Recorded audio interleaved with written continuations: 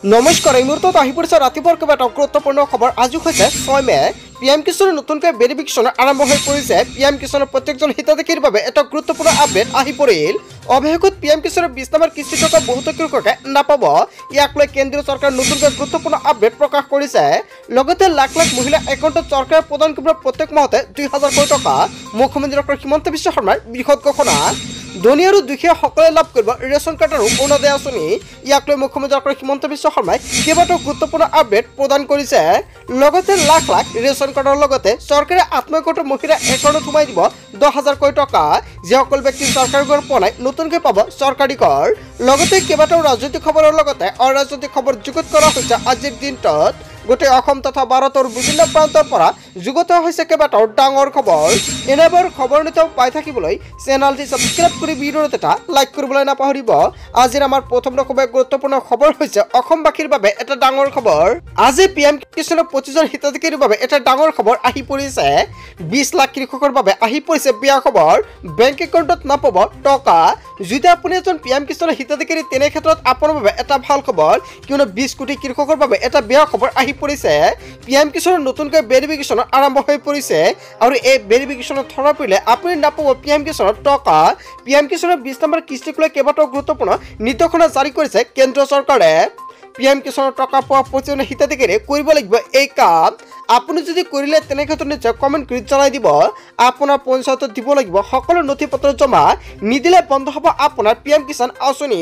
হয় বন্ধু বান্ধৱীসকল, 11 তাৰিখৰ পিছতে আপুনি কৰিব লাগিব এই গুৰুত্বপূৰ্ণ কাম। যিসকল ব্যক্তি আগতীয়াকৈ কৰাই ৰাখিছে সেইসকল ব্যক্তি PM কিষাণৰ 20 নম্বৰ কিস্তিৰ টকা লাভ কৰিব আৰু যিসকল ব্যক্তি কৰা নাই সেইসকল ব্যক্তি পৰিব ডাঙৰ বিপদত। তাৰ বাবে চৰকাৰে পঞ্চায়তৰ জৰিয়তে এখন গুৰুত্বপূৰ্ণ তালিকা প্ৰকাশ কৰিছে। যদি আপোনাৰ তালিকাত নাম থাকে তেনে ক্ষেত্ৰত ভেৰিফিকেশ্যন কৰিব লাগিব। যদি তালিকাত নাম নাই তেনে ক্ষেত্ৰত আপোনাক কৰিব নালাগে। পঞ্চায়ত নিৰ্বাচনৰ পিছতে আপুনি পঞ্চায়তত গৈ খবৰ কৰক তালিকাত আপোনাৰ নাম আছে না নাই। 1 নম্বৰত কোৱা হৈছে আধাৰ কাৰ্ড, 2 নম্বৰত কোৱা হৈছে বেংক একাউণ্ট, 3 নম্বৰত কোৱা হৈছে খাজনা ৰচিদ। এই তিনিটা ডকুমেণ্ট আপোনালোকৰ জমা দিব লাগিব। যদি আপোনাৰ খাজনা ৰচিদটো নাই তেনে ক্ষেত্ৰত আপুনি জমাবন্দী কপিটো জমা দিব পাৰে আৰু এইকেইখন নথি পত্ৰ আপোনাৰ জমা দিব লাগিব। যদি আপুনি নিদিয়ে তেনে ক্ষেত্ৰত আপোনাৰ একাউণ্টত আপুনি PM কিষাণৰ টকা নাপাব। চৰকাৰৰ নতুন নিয়ম সলনি কৰিছে। আগতে এটা পৰিয়ালৰ পৰা বহুতো মানুহে PM কিষাণৰ টকা লাভ কৰিছিলে আৰু এতিয়া কিন্তু টকা নাপাব। ইয়াক লৈ চৰকাৰে জোৰদাৰভাৱে অভিযান প্ৰক্ৰিয়া আৰম্ভ কৰিছে।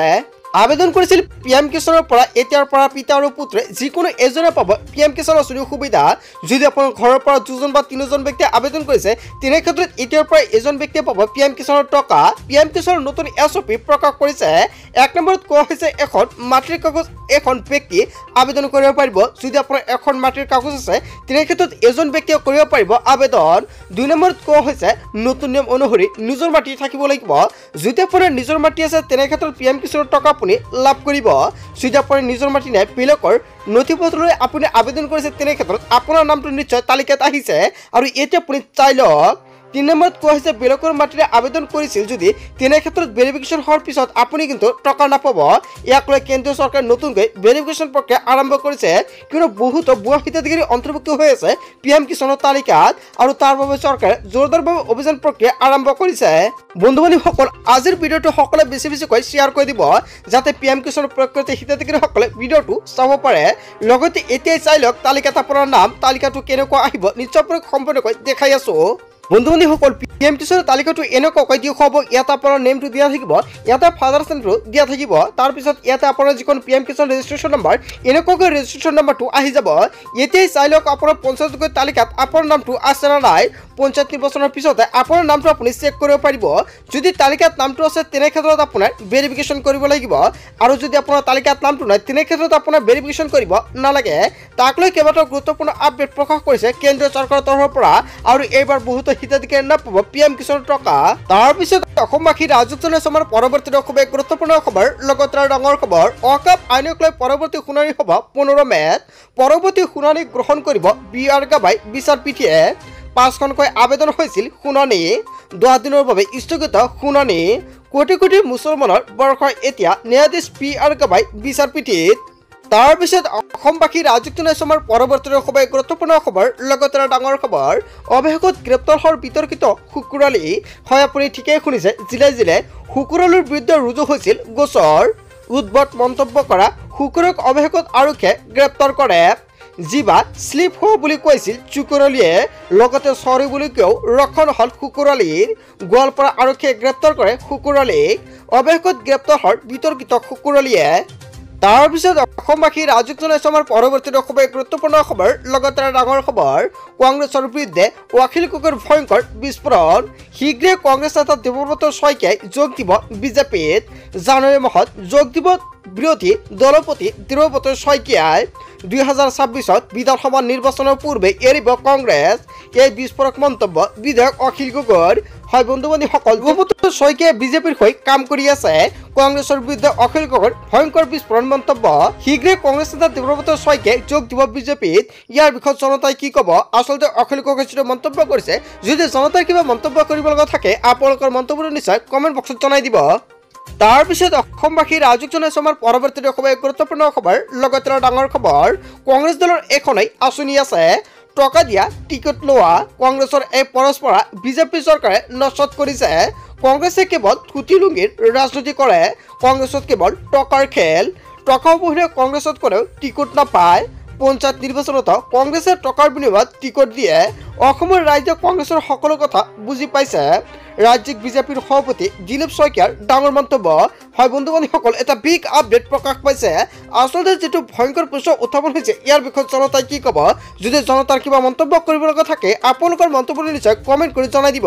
লগতে আজিৰ ভিডিঅ'টো সকলোৱে বেছিকৈ শ্বেয়াৰ কৰি দিব। লগতে ভিডিঅ'টি ভাল লাগিলে এটা লাইক কৰি দিব। তাৰপিছত অসমবাসী ৰাজুক জনাইছে আমাৰ পৰৱৰ্তী খুবেই গুৰুত্বপূৰ্ণ খবৰ। লগতে ডাঙৰ খবৰ, অসমৰ নিমখ খাই পাকিস্তানৰ জয়গান গালে মাৰি ঠেং ভাঙি দিল। অসমৰ ভিতৰত বহু পাকিস্তানী লোক সোমাই আছে। পাকিস্তানে ক্ৰিকেট জিকিলে আনন্দ কৰা মানুহ আছে অসমত। গৌৰৱ গগৈ ক'ত মগজ মাৰি আছিল পাকিস্তানত, এনেকুৱাকৈ প্ৰশ্ন উত্থাপিত কৰিছে অসমৰ মুখ্যমন্ত্ৰী ডক্টৰ হিমন্ত বিশ্ব শৰ্মাই গৌৰৱ গগৈলৈ। পৃথিৱীৰ ভিতৰতে যাবলৈ কেৱল পাকিস্তানহে বিচাৰি পালে গৌৰৱ গগৈয়ে। প্ৰচণ্ড খং উঠিল মুখ্যমন্ত্ৰী ডক্টৰ হিমন্ত বিশ্ব শৰ্মাৰ। অসমত বিজেপি চৰকাৰ আছে আৰু সেইসকল লোকৰ ঠেং ভাঙি দিম বুলি মন্তব্য কৰিছে মুখ্যমন্ত্ৰীগৰাকীয়ে।